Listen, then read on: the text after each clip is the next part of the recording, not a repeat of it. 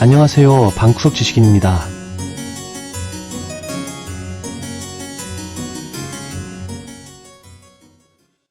의대 증원 어떻게 생각하시나요?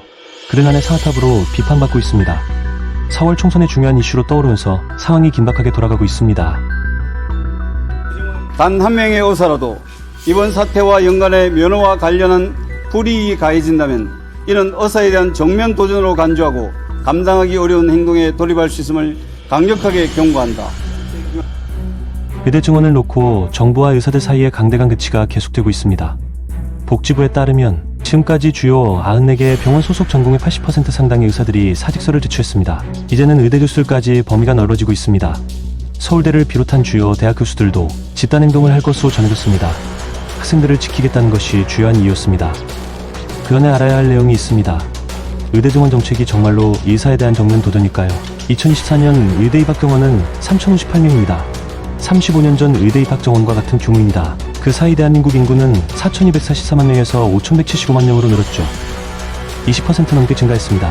뿐만 아니라 205만 명에 달하는 65세 이상 노인 인구는 지금까지 5배 가까이 늘었습니다. 의사 비율도 도마에 올랐습니다.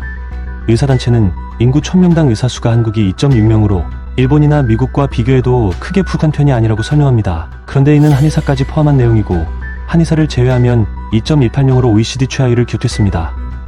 최근 온라인 커뮤니티에 올라온 내용을 보면 앞으로도 상황은 더 악화할 가능성이 있습니다. 전공의들이 하는 것은 국식업부가 아니라 휴학이라고 전한 글은 구제의 권한은 보건복지부가 아닌 여러분들의 스승인 의대 교수님들에게 있다고 전했습니다. 그러면서 단체로만 행동하면 걱정 안 해도 된다고 덧붙였습니다.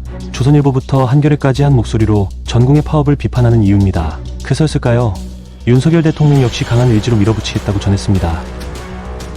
의사는 군인, 경찰과 같은 공무원 신분이 아니더라도 집단적인 진료 거부를 해서는 절대 안 되는 것입니다.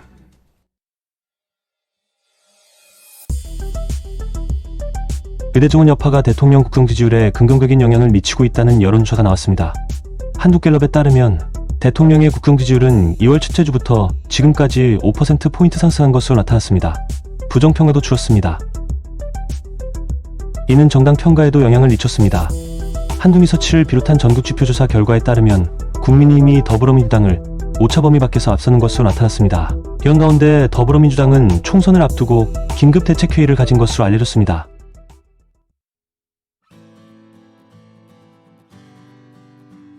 의사 증원 문제는 양날의 검입니다. 의사들의 저항을 극복하고 큰 폭의 증원을 이룬다면 현 정부의 업적이 될 겁니다. 하지만 파업이 장기화하면 여론의 화살이 정부를 향할 수 있죠. 4월 총선의 승패를 가를 의대 증원 문제, 앞으로 어떻게 될지 관심이 집중되고 있습니다. 그들만의 사하탑인 의대 증원 문제에 대해 여러분들의 생각은 어떠하신가요? 그리고 총선 결과는 어떻게 될까요? 생각을 자유롭게 댓글로 달아주시면 감사하겠습니다. 지금까지 지식인문학이었습니다. 구독과 좋아요는 제게 큰 힘이 됩니다. 감사합니다.